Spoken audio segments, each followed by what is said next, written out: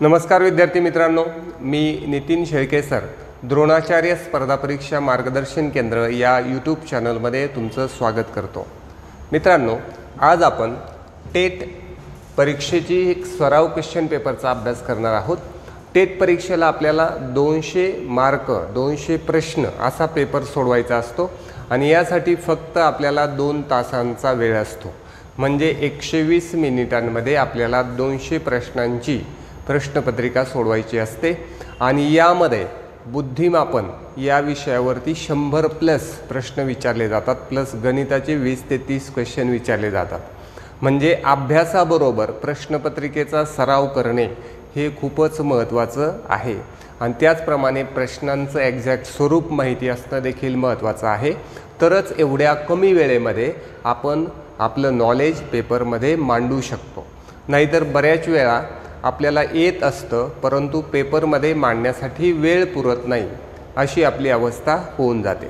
तर आजच्या व्हिडिओमधून आपण बुद्धिमापन चाचणी या विषयावर जे क्वेश्चन विचारले जातात ते आपण सगळे सराव क्वेश्चन पेपरच्या माध्यमातून अभ्यासणार आहोत। आपण क्लासेसमध्ये मुलांकडून अशा क्वेश्चन पेपर सोडवून घेत असतो।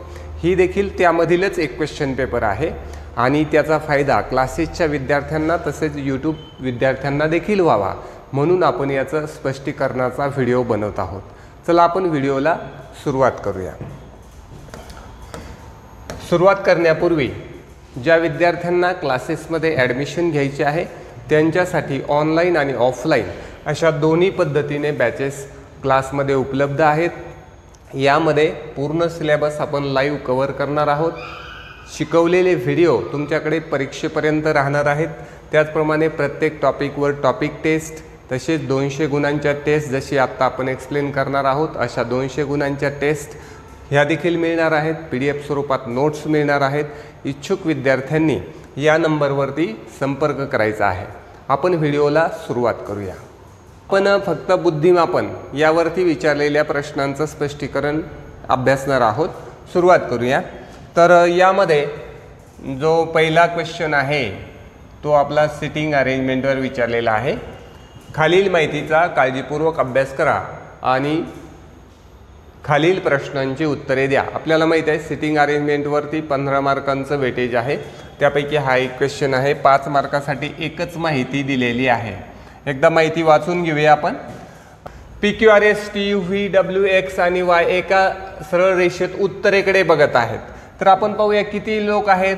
1 2 3 4 5 आणि हे 5 10 लोक बसलेले आहे। एका सरळ रेषेत बसलेत आणि उत्तरेकडे बघत आहेत। ठीक आहे, पुढे माहिती कंटिन्यू करूया। परंतु याच क्रमाने असणे आवश्यक नाही।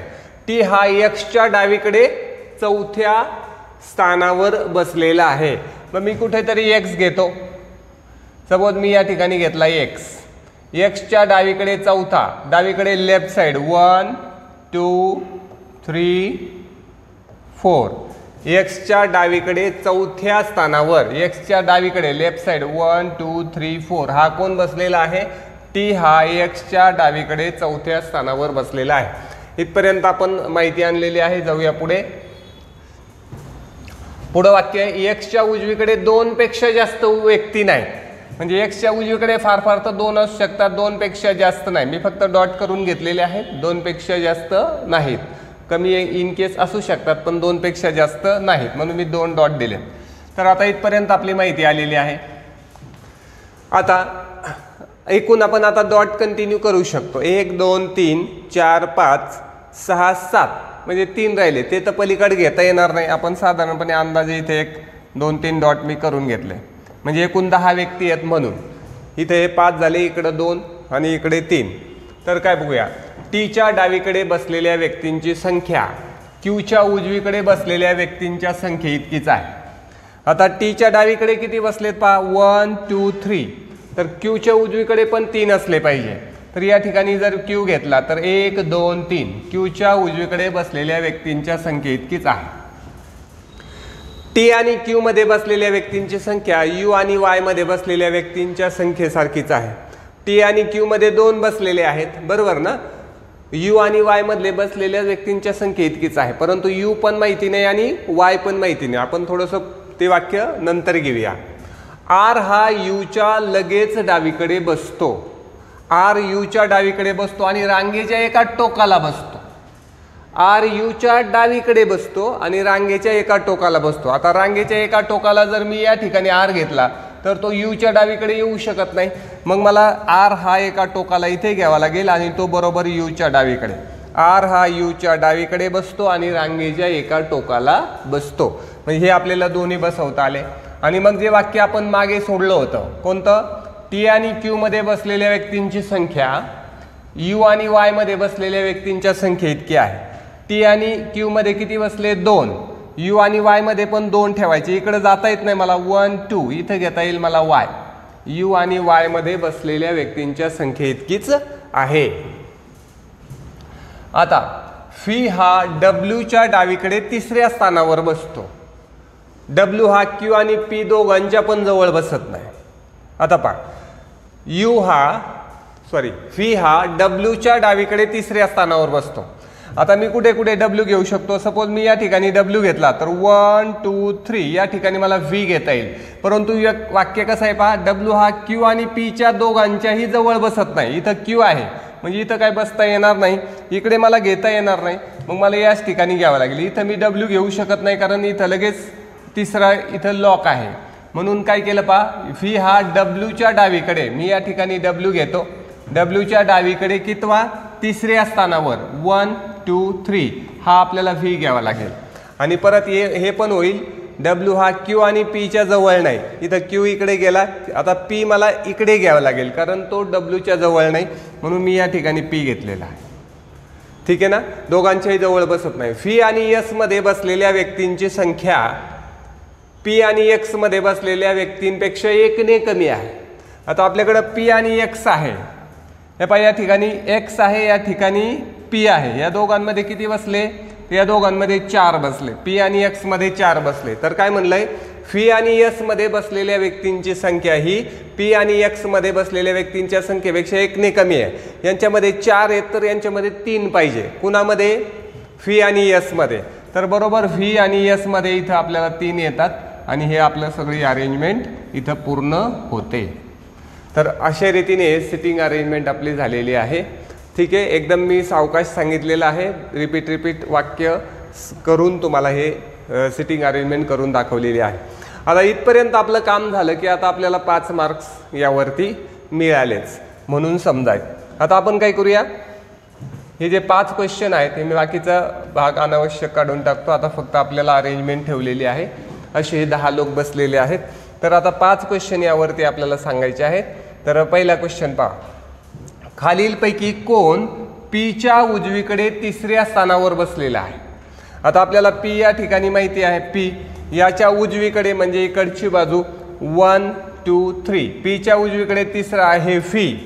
आता व्ही आहे परंतु आपल्याला हे व्ही उत्तर द्यायचं आहे, परंतु कसं उत्तर देता येईल बघा. आता जो क्यूच्या लगेच डावीकडे आहे, हे पहा व्ही बरोबर क्यूच्या डावीकडे आहे, हे बरोबर देता येईल. जो एक्सच्या उजवीकडे दुसरा आहे, एक्सच्या उजवीकडे दुसरा इकडे एस जाईल, तो नाही चालणार आपल्याला. यू आणि डब्ल्यू नाही आहे, म्हणजे पर्याय क्रमांक 1 हे आपल्याला उत्तर देता येईल. तर असा यातला पहिला प्रश्न झालेला आहे. आता आपण यातील आणखी जे क्वेश्चन आहेत ते आपण अभ्यासणार आहोत. चला यावर आधारित दुसरा क्वेश्चन अभ्यासूया. क्वेश्चन नंबर 2 असा आहे, जर सर्व व्यक्तींना डाव्या टोकापासून वर्णमाला क्रमाने मांडणी केली तर किती व्यक्ती त्यांच्या स्थितीत बदल करत नाहीत. आता लेफ्ट साइड आहे वर्णमाला क्रमाने म्हणजे ABCDच्या सिक्वेन्सने आहे. तर आपल्या इथं पी पासून अक्षर आहेत, तर मी एकदा अक्षर लिहितो, कुणाचा बदल होत नाही ते पाहूया. P Q R S T U V W X आणि वाय अशा पद्धतीने वर्णमाला क्रमाने मांडणी झाली आहे. आणि ही आता बैठक त्यांची या पद्धतीने आहे. तर काय म्हटलं आपल्याला, किती व्यक्ती त्यांच्या स्थितीत बदल करत नाहीत.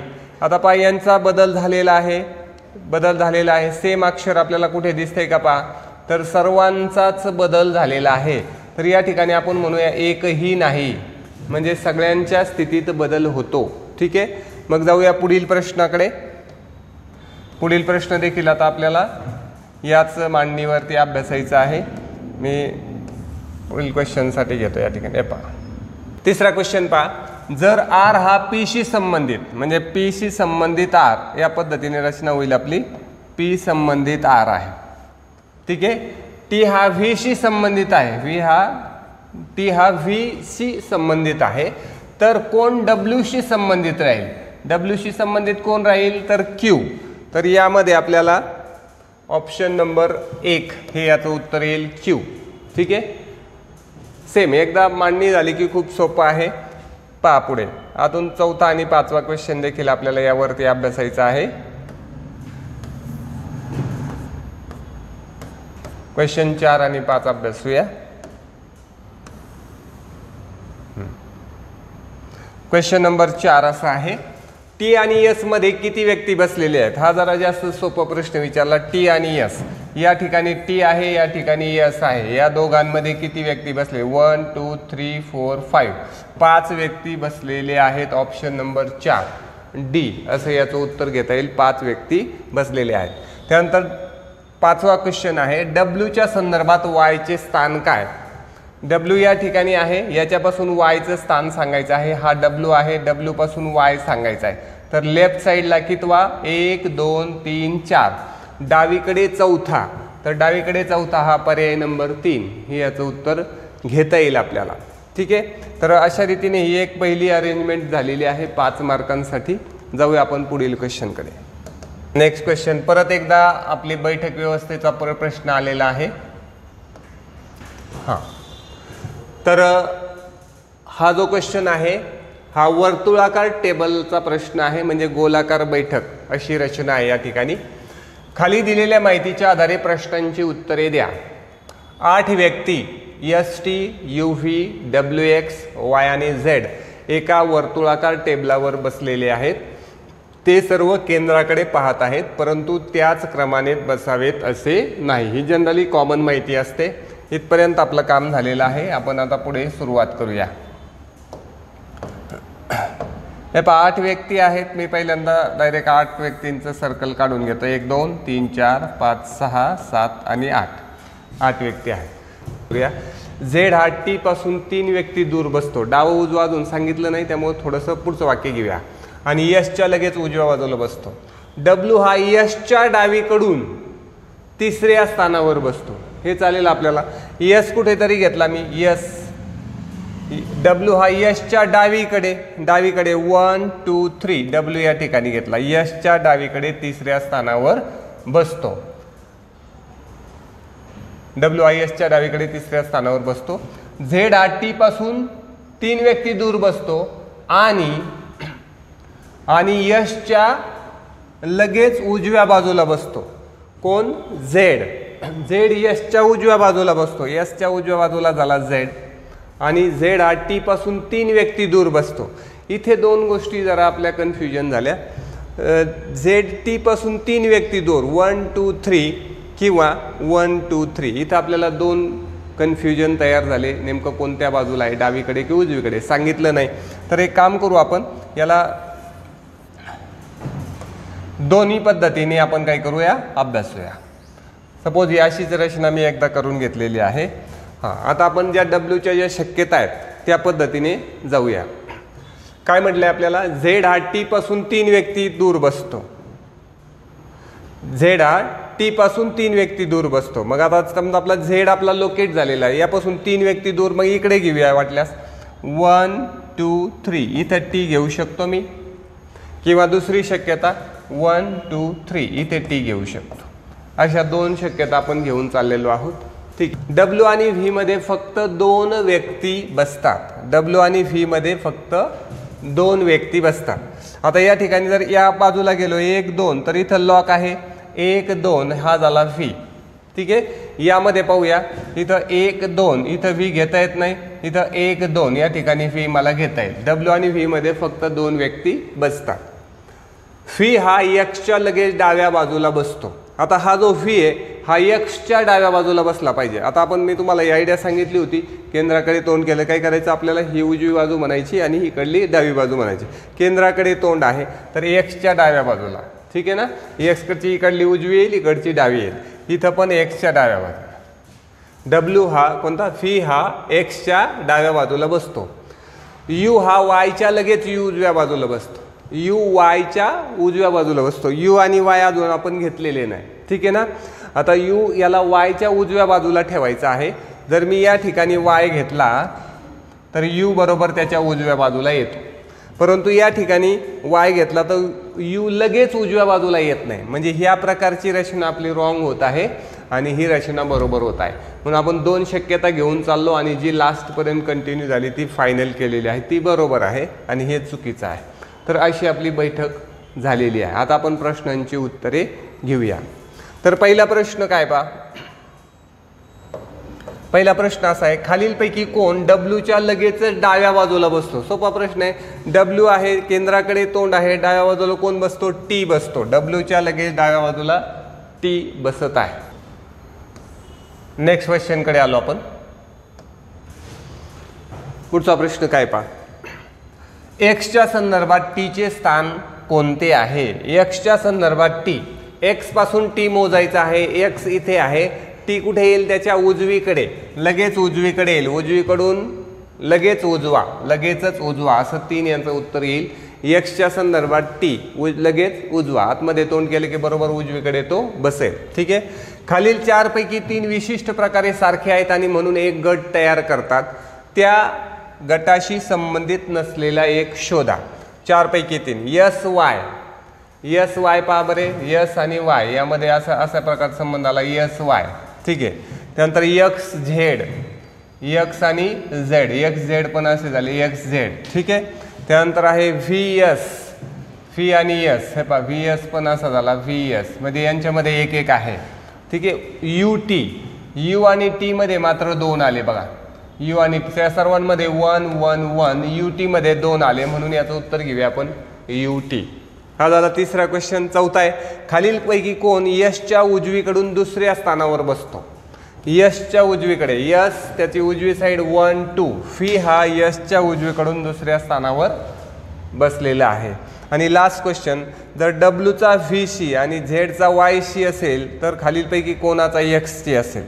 तर यासाठी मी थोडीशी जागा क्लिअर करतो.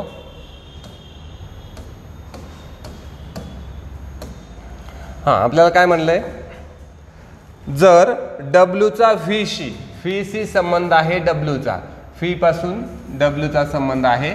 ठीक आहे. म्हणजे आपण म्हणूया 2 सोडून झालं. त्यानंतर झेडचा वायशी, झेडचा वायशी संबंध आला, म्हणजे यांच्यामध्ये पण 2 आले. ठीक आहे. झेडचा वायशी संबंध आला तर खालीपैकी कोणाचा एक्सशी संबंध येईल. व्ही आणि डब्ल्यू मध्ये 2, झेड आणि वाय मध्ये 2, तर एक्स आणि कशामध्ये 2 येईल, तर इकडे जर म्हणलं तर एस एक येईल किंवा इकडून गेलो तर वाय एक येईल. म्हणजे आपलं उत्तर एस किंवा वाय पाहिजे. तर यामध्ये यामध्ये यामध्ये वाय हे उत्तर आहे, म्हणून आपण 15 क्वेश्चनचं उत्तर घेऊया बी, पर्याय क्रमांक बी. ठीक आहे ना.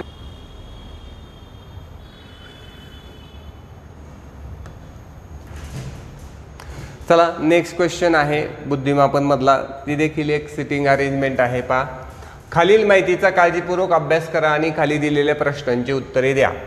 हा तिसऱ्या टाईपचा प्रश्न असतो. गोलाकार एक झालं, सरळ रेषा झाली आणि एक मजल्यांचा प्रश्न असतो, त्या प्रकारचा हा प्रश्न आहे. A B C D E F G आणि एच नावाच्या 8 व्यक्ती 8 मजली इमारतीच्या वेगवेगळ्या मजल्यावर राहतात, परंतु याच क्रमाने असणे आवश्यक नाही. सर्वात खालच्या मजल्याला 1 क्रमांक दिला आहे आणि त्याच्या लगेच वरच्या मजल्याला 2 आणि या क्रमांक दिले जातात. इथपर्यंत जवळजवळ आपली माहिती कॉमन आहे. इथपर्यंत जवळजवळ आपण वारंवार वाचलेलं आहे, सराव झालेला आहे. आता इथून पुढे आपलं काम झालं सुरू. ए हा 5 मजल्याच्या खाली सम क्रमांक असलेल्या मजल्यावर राहतो. आता इथून मला वाटतं आपण काम सुरू केलं तरी चालेल. 8 मजले घेऊया आणि त्या पद्धतीने मांडणी करायला सुरू करू. थोडंसं जागा वाढवतो आपल्याला.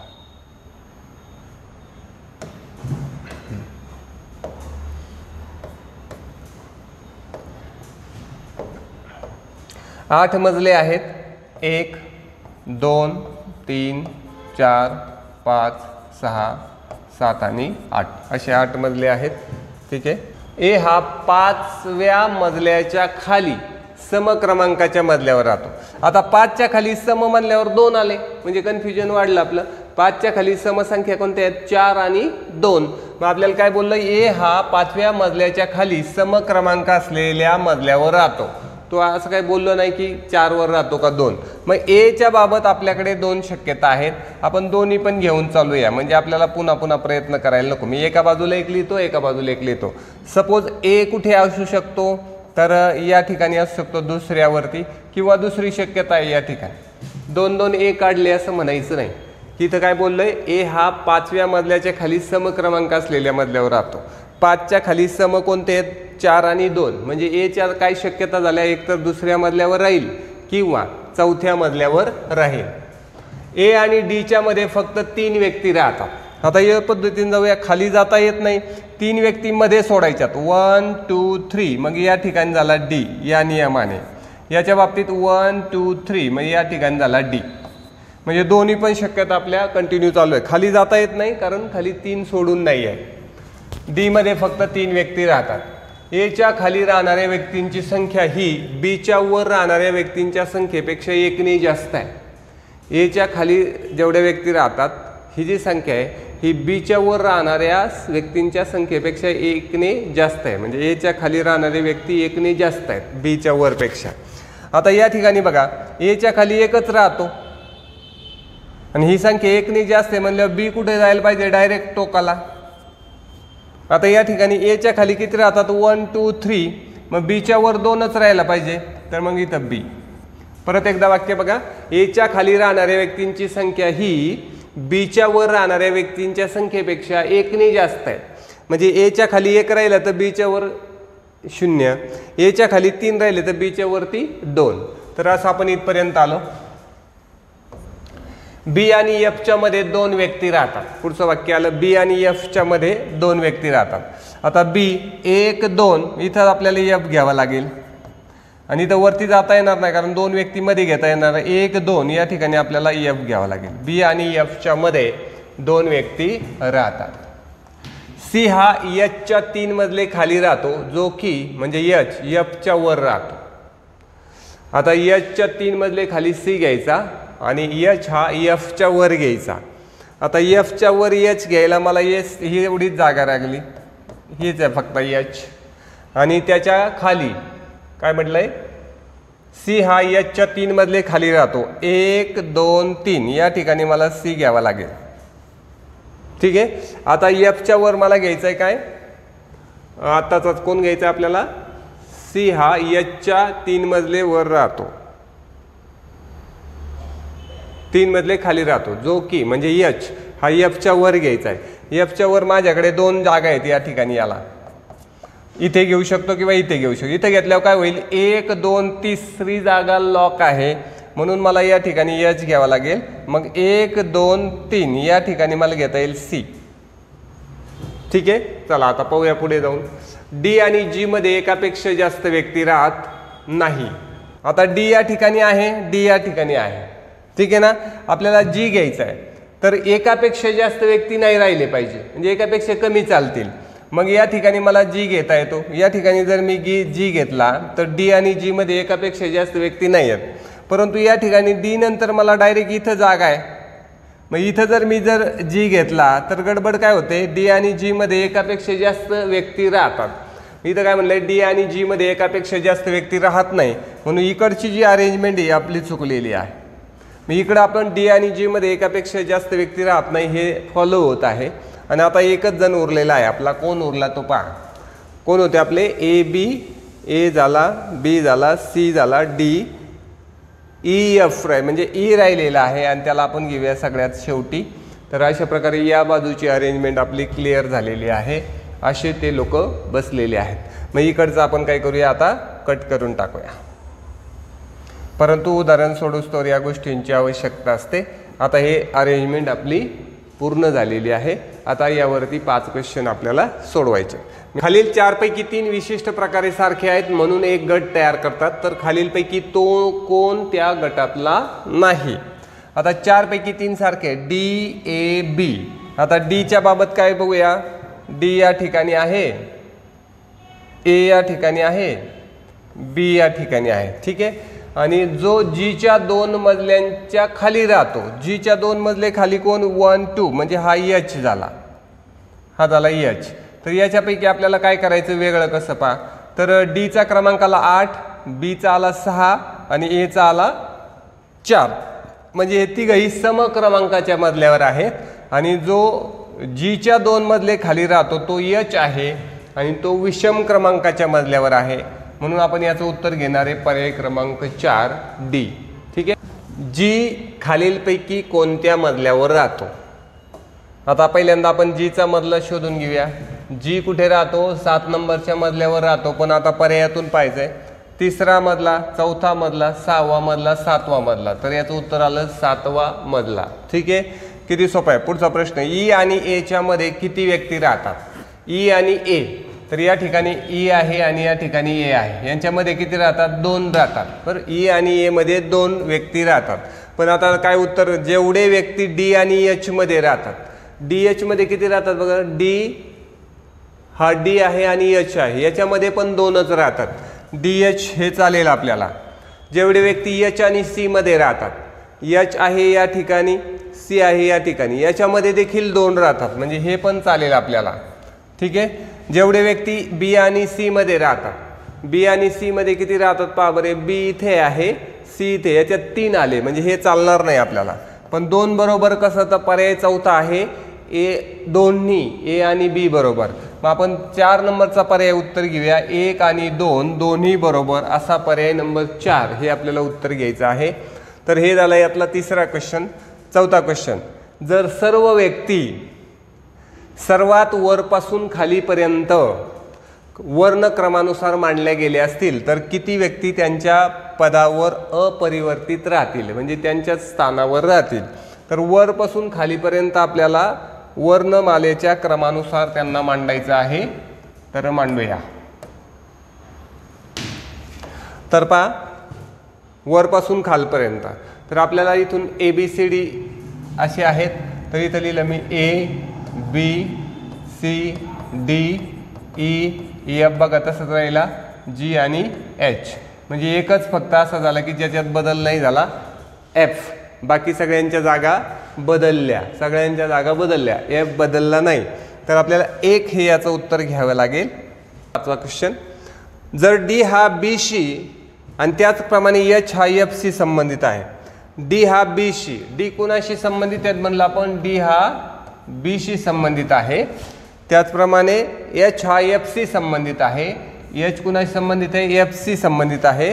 तर ए कोणत्या व्यक्तीशी संबंधित राहील, तर ए हा बरोबर कुणाशी संबंधित राहील, सी सी. तर आपल्याला पर्याय क्रमांक 1 हे याचं उत्तर घेता येईल. ठीक आहे. तर असे आपण यावरतीचे 5 क्वेश्चन अभ्यासलेले आहेत. तर अशा 3 अरेंजमेंट व्यवस्थित आपण अभ्यासल्यात. जाऊया प्रश्नपत्रिकेतील पुढच्या क्वेश्चनकडे. एक पझलवरती हा क्वेश्चन विचारलेला आहे, पाहूया. खाली दिलेल्या माहितीच्या आधारे प्रश्नांची उत्तरे द्या. जी एच आय जे के एल एम आणि एन नावाच्या 8 व्यक्ती एकामागून एक वैयक्तिक मुलाखतीला उपस्थित राहतात, परंतु याच क्रमाने आवश्यक नाही. मुलाखतीला उपस्थित राहणाऱ्या पहिल्या व्यक्तीला 1 आणि शेवटच्या व्यक्तीला 8 क्रमांक दिला जातो. जी हा सुरुवातीपासून 4था किंवा 6वा यापैकी एका क्रमांकाचा व्यक्ती आहे. पहिल्याच वाक्यामध्ये 2 शंका आलेल्या आहेत. तर मी या ठिकाणी काय करतो, 8 नंबर टाकून ठेवतो. 1 2 3 4 5 6 7 आणि 8. तर यामध्ये आता 2 पॉसिबिलिटी आल्यात पहिल्यांदाच. तर आपण काय करूया, त्या दोन्ही पॉसिबिलिटी घेऊन चालूया. जी हा सुरुवातीपासून 4था किंवा 6वा.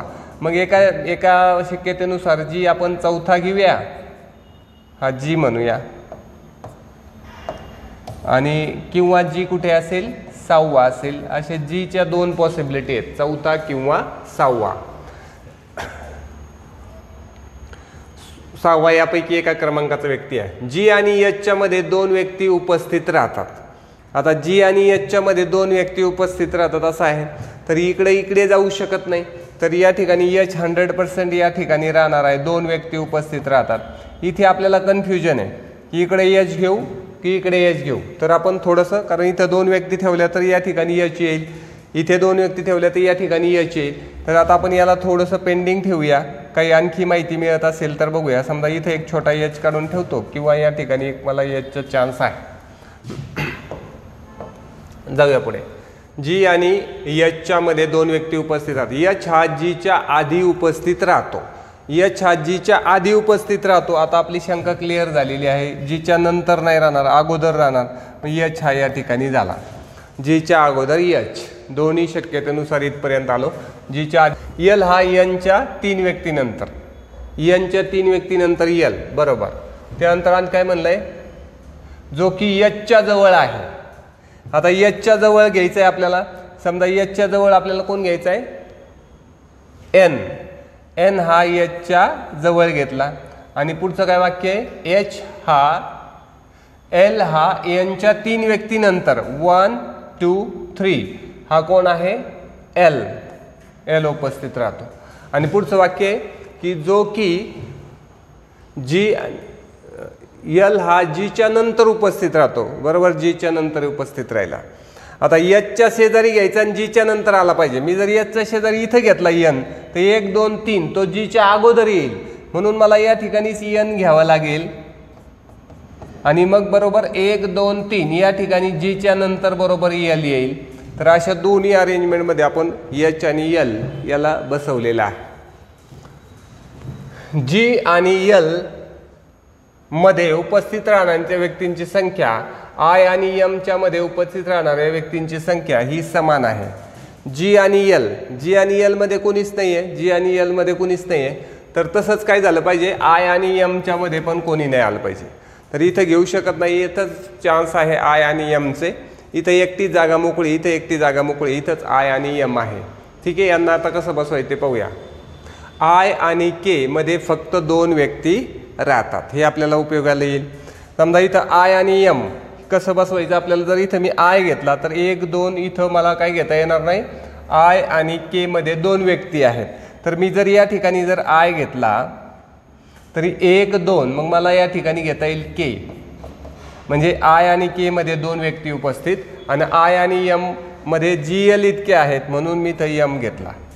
आता पहा हे सगळे आय आणि एम याच्यामध्ये किती व्यक्ती उपस्थित राहिले, जी एल इतके. जी एल मध्ये कोणीच नाही, आय एम मध्ये कोणीच नाही. त्यानंतर पुढचं वाक्य आय आणि के मध्ये 2 व्यक्ती, आय आणि के मध्ये 2 व्यक्ती. ठीक आहे. असंच पाहूया इथं. आता इथं 2 शक्यता आहेत आपल्याला. तर आय आणि के मध्ये जर 2 व्यक्ती घ्यायचे असेल तर मला या ठिकाणी आय घ्यायला लागेल, मग या ठिकाणी के घ्यावा लागेल, या ठिकाणी एम घ्यावा लागेल. आय एम मध्ये कोणीच नाही आणि आय के मध्ये 2 व्यक्ती. ठीक आहे. इथपर्यंत आपण बरोबर घेतलंय. के आणि जे मध्ये 2 पेक्षा जास्त व्यक्ती उपस्थित राहतात. के आणि जे याच्यामध्ये 2 पेक्षा जास्त व्यक्ती उपस्थित राहतात. आता आपल्याला काय करायचंय, जे घ्यायचं आहे लास्टला. जे साठी एकच लोकेशन उरलेलं आहे ते म्हणजे या ठिकाणी. इथं घेतला मी जे आणि याच ठिकाणी मला खाली घेता येतोय जे. बाकीचे सगळे लोकेशन क्लिअर झालेत. परंतु शेवटचं वाक्य काय, के आणि जे मध्ये 2 पेक्षा जास्त व्यक्ती उपस्थित राहतात. आता पहा या ठिकाणी एक के आणि या ठिकाणी जे, याच्यामध्ये किती झाले, 4 जण झाले म्हणजे 2 पेक्षा जास्त. या ठिकाणी के आणि जे मध्ये फक्त 2च राहिले, 2 पेक्षा जास्त झाले नाही. म्हणजे ही दुसरी अरेंजमेंट आपले सगळे नियम फॉलो करत नाही. म्हणून आपण पहिली अरेंजमेंट कंटिन्यू करूया. म्हणजे हे वरती जे लिहिलेत ते बरोबर आहे, खालचे मी कट करतो. ठीक आहे. शेवटच्या वाक्यावरून आपल्याला ही खालची अरेंजमेंट जी केली होती आपण ती कट करावी लागली आणि आता हे झालं आपलं क्लिअर अरेंजमेंट. अशी त्यावर आधारित आपल्याला 5 प्रश्नांची उत्तरं द्यायची आहेत. प्रश्न सुरुवात करूया. पहिला, के आणि एमच्या मध्ये किती व्यक्ती आहेत. के आणि एम हे पाहिजे, के एम याच्यामध्ये किती व्यक्ती आहेत, 3 व्यक्ती आहेत. पर्याय क्रमांक डी 3. ठीक आहे. आता यावरती आणखी क्वेश्चन आपल्याला पाहिजेत. जाऊया पुढे. एनचा सुरुवातीपासूनचा क्रमांक काय आहे. एनचा सुरुवातीपासून दुसरा क्रमांक आहे. पहा 1 2 दुसरा क्रमांक आहे. एकदम सोपं उत्तर आहे. खालील 4 पैकी 3 गट सारखेच आहेत, त्यापैकी कोणता त्या गटाचा नाही. 4 पैकी 3 बघा. एच के मध्ये एक आहे असं म्हणूया. एन आय, एन आणि आय मध्ये 1 2 3 आले. ठीक आहे.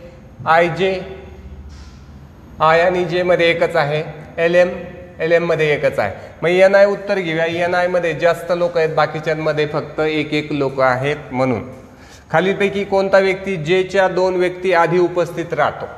जे या ठिकाणी आहे त्याच्या 2 व्यक्ती आधी 1 आणि 2 म्हणजे आय उपस्थित राहतो, पहिला पर्याय. ठीक आहे. त्यानंतर जर सर्व व्यक्तींची सर्वात पहिल्या क्रमांकापासून वर्णमाला क्रमाने मांडणी केली तर किती व्यक्ती त्यांच्या स्थितीत अपरिवर्तित राहतील? तर आपण या सगळ्यांना पहिल्यापासून लिहूया. कुठून सुरू केलेले यांनी? GH IJKLMN.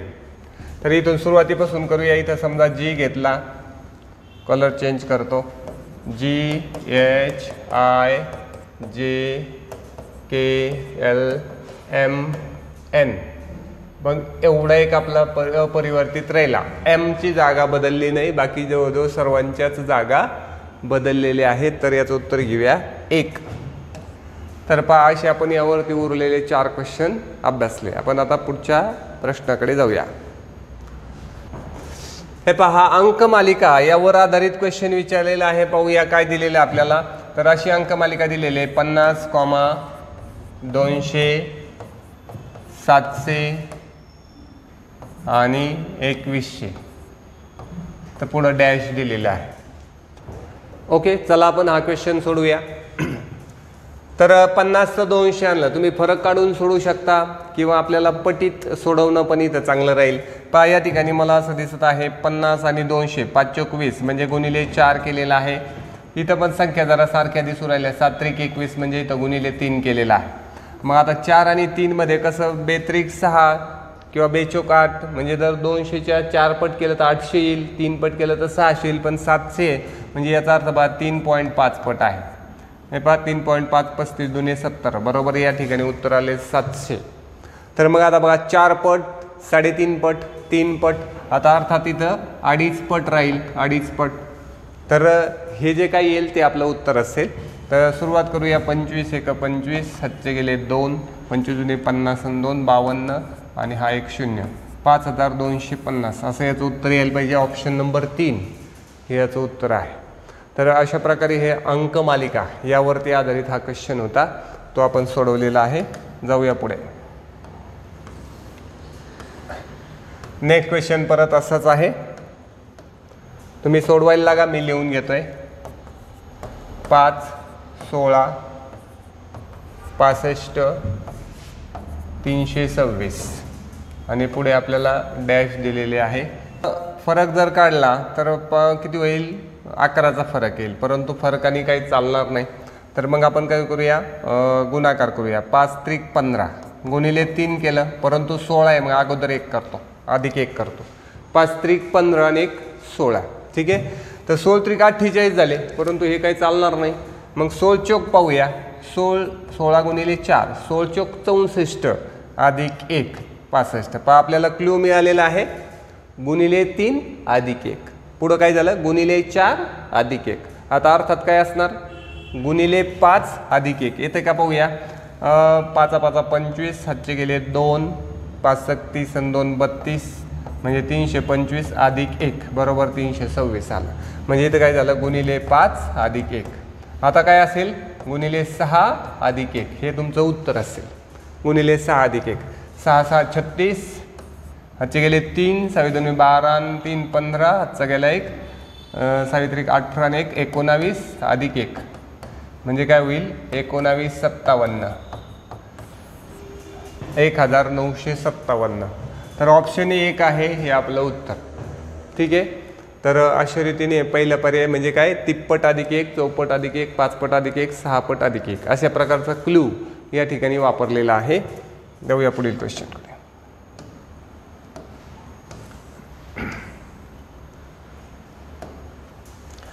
पुढचा क्वेश्चन असा आहे पहा, मी एकदा लिहून घेतो. 20, 29, 4, 53 आणि वजा 28 असं आपल्याला दिलेलं आहे. पाहूया काय. चला आपण सोडूया. तर यातला फरक काढायला पाहूया आपण. फरक काढला 20 आणि 29 म्हणजे अधिक 9 झाला. परंतु इथं तर संख्या कमी झाली हो, मग इथं फरक कडे इथं मायनस झालं म्हणजे वाढलं नाही तर कमी झालं. किती कमी झाले तर 25 कमी झाले, पण हे वजा 25. इथं 20 अधिक 9 29, 29 वजा 25च्या. ओके, आता परत इथं अधिक झाल्यासारखं वाटतंय. किती वाढलेत बघा बरं, 49. हे पहा 53 व्हायचे, 53 म्हणजे 49 अधिक 4 53, हे प्लस झाले. आता परत इथं या ठिकाणी काय दिसतंय पहा, मायनस दिसतात. मायनस 28 आहेत. म्हणजे हे 53 हे आपल्याला ॲड करायला लागतील, तेव्हा फरक लक्षात येईल. 8 आणि 3 11, आजचा गेला एक, म्हणजे 3 5 आणि 3 8 81, हे मायनस 81. तर बघा आता काय झालं, फरक अधिक 9 वजा 25 अधिक 49 वजा 81. आता फरक कसा झाला पहा, ह्या सगळ्या वर्ग संख्या आहेत. 3चा वर्ग, 5चा वर्ग, 7चा वर्ग, 9चा वर्ग. वर्ग पण कुणाचा आहे, विषम संख्यांचा आहे. तर अर्थात पुढं काय असेल, 11चा वर्ग असेल. 11चा वर्ग किती, 121. प्लस का minus, plus minus plus minus plus, हे तर आपल्याला प्लस करावे लागतील. परंतु हे वजा 28 आहेत, ह्याच्यात आपल्याला अधिक 121 प्लस करायचे आहेत. तर बेरीज करा, म्हणजे थोडक्यात आपल्याला यातून हे मायनस करावं लागतील, कारण चिन्ह भिन्न आहेत. तर याचं उत्तर येईल आपलं 93. हे पहा 93 28 8 आणि 3 11, आजचा गेला एक, त्यानंतर 10 आणि 2 12. ओके, तर 93 हे याचं उत्तर राहील. अधिक 93 ऑप्शन नंबर 4.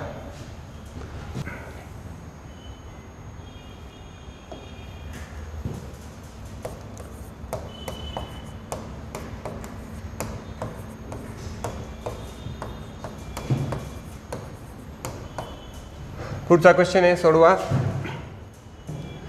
तर जरा क्वेश्चन सिंपल दिसतोय, पाहूया. फरक 10 आणि 2 12, 12 आणि 3 15, 15 आणि 5 20, 20 आणि 7 27, 27 आणि 10 37, म्हणजे 11 आहे. म्हणजे फरक पहा, असा फरक आहे. तर फरक पाहिल्यावर काय लक्षात येतं पहा, 2 3 5 7 11. या ठिकाणी 2 आहे, म्हणजे विषम संख्यात म्हणता येणार नाही. ह्या कोणत्या संख्या आहे, मूळ संख्या. मूळ संख्या, मूळ संख्यांचा फरक 2 3 5 7, 9 घेतलं नाही म्हणजे विषम नाही, मूळ आहे. तर 11 नंतरची मूळ संख्या आहे 13, हे आपल्याला प्लस करत चाललोय आपण. 8 आणि 3 11, हातचा गेला 1, 4 आणि 1 5 51, असं उत्तर यायला पाहिजे. ठीक आहे ना. 51 यामध्ये नाही, तर आपण लिहूया नन ऑफ दिस किंवा नन ऑफ अबोव. तर यामध्ये 51 उत्तर यायला पाहिजे, कारण डिफरन्स आहे मूळ संख्यांचा. तर असं याचं उत्तर पर्याय क्रमांक 4 घेऊन टाका.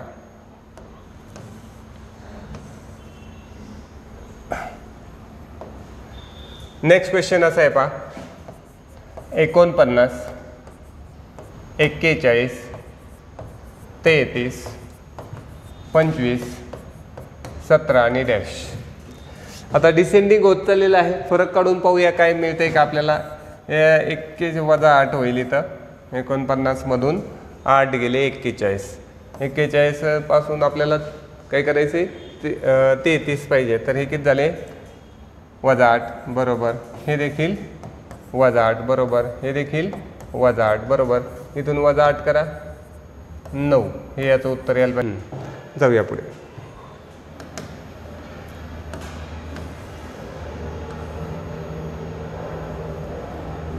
चला पुढील प्रश्न आपण अभ्यासूया. हा दिशा यावरती आधारित असा मोठा क्वेश्चन आहे. खालील माहितीचा काळजीपूर्वक अभ्यास करा आणि खाली दिलेल्या प्रश्नांची उत्तरे द्या. काही खांब एकमेकापासून काही अंतरावर आहेत. बी हा सीच्या 4 मीटर पश्चिमेला आहे. डी हा ईच्या 12 मीटर पश्चिमेला आहे.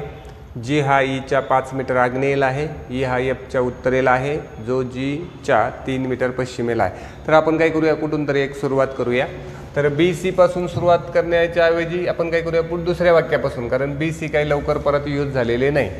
तर डी हा ईच्या 12 मीटर पश्चिमेला आहे. तर आपण कुठेतरी ई घेऊया आणि त्याच्या पश्चिमेला 12 मीटर कोणतं घेऊया, डी. सपोज मी या ठिकाणी जर ई घेतला, हा ई आहे, तर याची पश्चिम दिशा 12 मीटर. आता आपल्याला सरळ रेषा काढायचा प्रयत्न करतो. तर पहा 12 मीटर पश्चिमेला कोण राहील, हा डी. काय म्हणलं वाक्य, डी हा ईच्या 12 मीटर पश्चिमेला आहे. 12 मीटर पश्चिमेला आहे. जी हा ईच्या 5 मीटर आग्नेयेला आहे. ईची आग्नेय म्हणजे ही दिशा. ईच्या 5 मीटर आग्नेयेला कोण गेला? जी. हे 12 लिहून ठेवतो. हे 5 मीटर, हा झाला जी. आग्नेयेला जी आहे. 5 मीटर आग्नेयेला आहे. ई हा एफच्या उत्तरेला आहे. ई हा एफच्या उत्तरेला आहे. जो म्हणजे एफ जीच्या पश्चिमेला 3 आहे. जीच्या पश्चिम दिशेला घ्यायचा आपल्याला 3. हा झाला आपला एफ 3 मीटर पश्चिमेला. आणि आपण काय म्हटलं या ठिकाणी ई हा एफच्या उत्तरेला आहे म्हणजे ह्याची एका लाईन आली पाहिजे असं. मग आता या ठिकाणी काटकोन त्रिकोण बनतोय बघा. हे 5 कर्ण बनतोय. त्यानंतर हा पश्चिमेला आला म्हणजे इकडे आला 3 आणि इथून वरती एक बाजू उरली म्हणजे हे 4. म्हणजे या ठिकाणी झाला काटकोन त्रिकोण. ठीक आहे ना. इथपर्यंत आपण पाहिलं. पुढे कंटिन्यू करूया. ओके. ई हा एफच्या उत्तरेला आहे जो जीच्या 3 मीटर पश्चिमेला आहे. बरोबर. जी हा एचच्या 10 मीटर दक्षिणेस आहे. जी दक्षिणेस आहे कुणाच्या? एचच्या. म्हणजे एच आपल्याला उत्तरेला घ्यावं लागेल. रेष व्यवस्थित करतो. एचच्या दक्षिणेस घ्यायचा जी म्हणजे साधारण मला असा जी एच घ्यावा लागेल. एच रेषा परत काढतो. हां या ठिकाणी कुठेतरी आपण एच घेतलेला आहे. हे 10 घेऊया. एचच्या दक्षिणेला आला बरोबर जी 10 मीटर दक्षिणेला आलेला आहे. एचच्या 10 मीटर दक्षिणेस आहे. आय सी डी एका सरळ रेषेत आहे. डी या ठिकाणी आहे आय आणि हे अजून शोधायचं आपल्याला. एच हा आयच्या सुमारे 15 मीटर पूर्वेला आहे. म्हणजे या ठिकाणी एच आपल्याकडे आहे.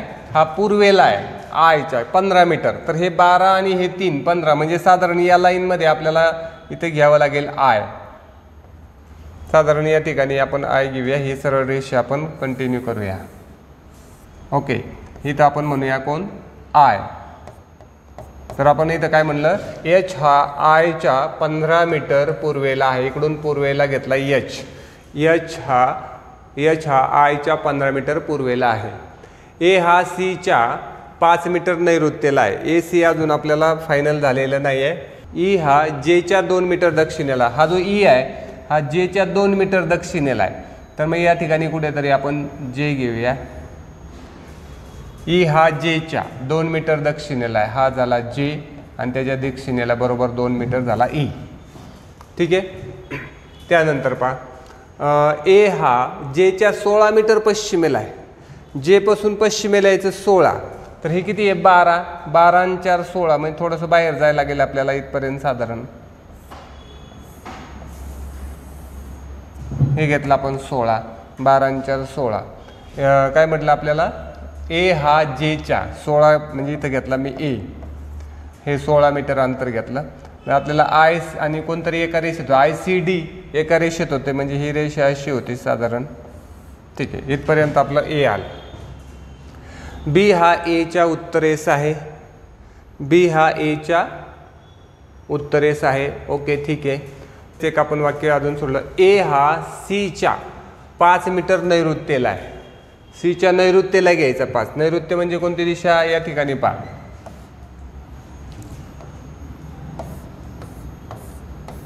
नैऋत्य म्हणजे आपल्याला या दिशेने जायचं आहे. ए हा सीच्या 5 मीटर नैऋत्येला आहे. नैऋत्येला घ्यायचे 5 मीटर. तर मग साधारणपणे असं आपलं काम राहील. हे जाईल 5 आणि हा राहील सी. ठीक आहे ना.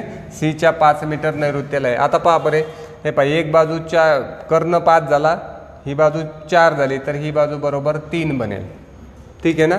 तर आणखी आपल्याला काय वाक्य होतं पहा. बीचं वाक्य होतं या ठिकाणी पहा. बी हा एच्या उत्तरेस आहे. बी हा एच्या उत्तरेला आहे. आणि इथे एक वाक्य पहा. बी हा सीच्या पश्चिमेला 4 आहे. म्हणजे बरोबर एवढ्या 3 वरती इथे बी येईल आपला. हे अंतर 4 आहे म्हणून हे पण 4 असा बॉक्स साधारणपणे तयार होईल. चला आपण आता यावर आधारित क्वेश्चन अभ्यासूया. ए बी आणि आय सी मधील अंतरांची बेरीज किती आहे? ए बी आणि आय सी. आता आपण ए आणि बी हे पाहिजे इथं 3 आहे. आता इथं बरोबर त्रिकोण बनलेला आहे. काटकोन त्रिकोण. कर्ण 5 आहे. ही बाजू 4 आहे म्हणजे ही बाजू 3 म्हणजे ए बी मधलं अंतर झालं 3. ए बीची आणि आय सीची बेरीज पाहिजे आपल्याला, ए बी 3 प्लस आपल्याला आय आणि सी यामधील अंतराची बेरीज सांगायची, आय आणि सी. तर यामध्ये पहा आता हे टोटल किती होतं आपलं, हे 10 मधून हे 4 गेले, 6 उरले, 6 मधून हे 2 गेलेले आहेत, 6 मधून 2 गेले, 4 उरले, 4 मधून 3 गेले म्हणजे एकच उरला. आय आणि सी मध्ये 1 म्हणजे बेरीज फक्त 4 मीटर एवढी बेरीज होईल याची. ठीक आहे ना. हे 10 मीटरचं डिस्ट्रीब्युशन इथं होतं पहा, हे 10 त्यातून आपले हे 4 गेले म्हणजे 6 उरले, 6तले हे 2 हे 3 5 म्हणजे एकच राहिला. तर यांच्या अंतराची बेरीज ए बी आणि आय सी यामधील अंतराची बेरीज येते 4 मीटर, पर्याय क्रमांक बी. ठीक आहे. यावरचा पुढचा क्वेश्चन आपण अभ्यासूया. हे बघा पुढचा क्वेश्चन असा आहे की सीच्या संदर्भात जेची दिशा कोणती. सी पासून आपल्याला जेची दिशा सांगायची आहे. तर इथं सिंपल आहे पहा, या ठिकाणी सी आहे, ही जर म्हणली असती तर आपली कोणती आली असती, पूर्व, परंतु या दिशेला जाईल, या दिशेला, म्हणजे अशा पद्धतीने जेची दिशा होईल. तर आता आपण ही कोणती दिशा लक्षात घ्यायची, ही दिशा म्हणजे वाई आग्नेय दिशा, ही त्याचं उत्तर घेता येईल आपल्याला, पर्याय क्रमांक 4 आग्नेय. ठीक आहे. पुढचा क्वेश्चन आहे, खालील 4 पैकी 3 सारखे आहेत तर विषम असलेला एक ओळखा. तर यासाठी मी थोडेसं याचे जागा बदलतो. विषम असलेला ओळखायचा आहे आपल्याला. 4 पैकी 3 सारखे आहेत. कोण, A C, C H, E H आणि एफ जी. ए सी पाहूया काय झालं तर ए सी, ए पासून सी कोणत्या दिशेला आहे, ईशान्य दिशेला. ठीक आहे, ईशान्य दिशेला. त्यानंतर पुढं आहे सी एच. हे पहा, सी पासून एच पण असा पूर्वेला नाही येत तर वरच्या दिशेला जातो, म्हणजे हा देखील ईशान्येला आहे. ई एच, ई पासून एच पण त्याच दिशेला जातो. ठीक आहे ना. एफ जी, एफ पासून जी पाहायचं आहे आपल्याला, एफ या ठिकाणी आणि जी या ठिकाणी, हे डायरेक्ट पूर्वेला येतात, म्हणजे मुख्य दिशा येते, बाकी तिघांची उपदिशा येते. तर आपण एफ जी हे याचं उत्तर घ्यायचं आहे, पर्याय क्रमांक 4. अशा रीतीने बुद्धिमापन चाचणीमधील काही प्रश्नांचं एक्सप्लेनेशन आपण आता अभ्यासलेलं आहे. यातील जे बाकीचे क्वेश्चन आहेत याचा अभ्यास आपण भाग 2 व्हिडिओमध्ये करणार आहोत. व्हिडिओ शेवटपर्यंत पाहिल्याबद्दल धन्यवाद. Thank you so much.